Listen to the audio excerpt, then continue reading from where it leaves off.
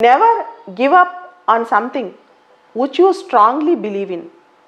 ఏదైతే మనం బలంగా నమ్మామో, కావాలని గట్టిగా కోరుకున్నామో, ఒక లక్ష్యంగా పెట్టుకున్నామో దాన్ని సాధించేంత వరకు వదలకూడదు అని చెప్పి విన్స్టన్ చర్చిల్ ఒక మాట అంటారు.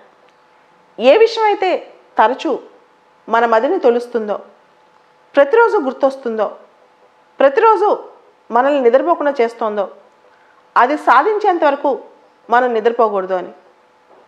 ప్రతి మనిషి జీవిత లక్ష్యం ఎక్కడుందని మనం ఆలోచిస్తుంటాం. అసలు మనకి లక్ష్యం ఉందా, మన ఆశయం ఏంటి అని చాలాసార్లు అనుకుంటూ ఉంటాం.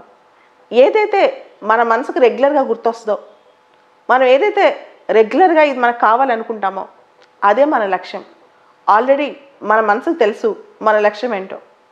అయితే ఒక ఆశయం పెట్టుకున్నప్పుడు, ఒక లక్ష్యం పెట్టుకున్నప్పుడు దానికి కొన్నిసార్లు చాలా కష్టపడాల్సి వస్తుంది. ఆ సక్సెస్ చాలా సుదూరంగా కనిపిస్తూ ఉంటుంది. అనేక సార్లు వైఫల్యాలు ఎదురవుతూ ఉంటాయి. ప్రతి ఒక్కళ్ళ సక్సెస్ స్టోరీలో ఇవి మీరు చూడొచ్చు. బోల్డ్ అనే వైఫల్యాలు ఎన్నొచ్చినా మనం పోరాడుతూ ఉండాలి. యాక్చువల్గా సక్సెస్ వచ్చిన రోజు కన్నా పోరాడే రోజులే మనకి ఎప్పుడూ గుర్తుండిపోతాయి. చాలా సందర్భాల్లో మనం పోరాటం చేసేటప్పుడు, ఏదైనా లక్ష్యంగా పెట్టుకుని పనిచేసేటప్పుడు, ఏదైనా ఒకటే ఆశయంగా ఎమోషనల్గా కనెక్ట్ అయినప్పుడు మనం పడుకున్నా లేసినా, ఈవెన్ నిద్రలో కూడా, కళల్లో కూడా ఒక్కోసారి అవే వస్తుంటాయి. అంతగా ఒక మనిషి నమ్మాడు అంటే ఒక సిద్ధాంతాన్ని, మన కళ్ళలో కూడా అది వచ్చిందంటే అది మన డ్రీమ్. దాన్ని సాధించాలి. సాధించిన తర్వాతే మనం నిశ్చలంగా ఉండగలం. అంటే ఒక మనిషి ఒక లక్ష్యం మీద ఎంత ఫోకస్ పెట్టుకోవాలంటే కనీసం అప్పుడప్పుడు అది మన కళ్ళలో, మనకు తెలియకుండా మన కళ్ళలో కూడా రావాలి. అంత లక్ష్యం స్ట్రాంగ్గా పెట్టుకున్నప్పుడు ఆటోమేటిక్గా మనం దానికోసం కృషి చేస్తాం.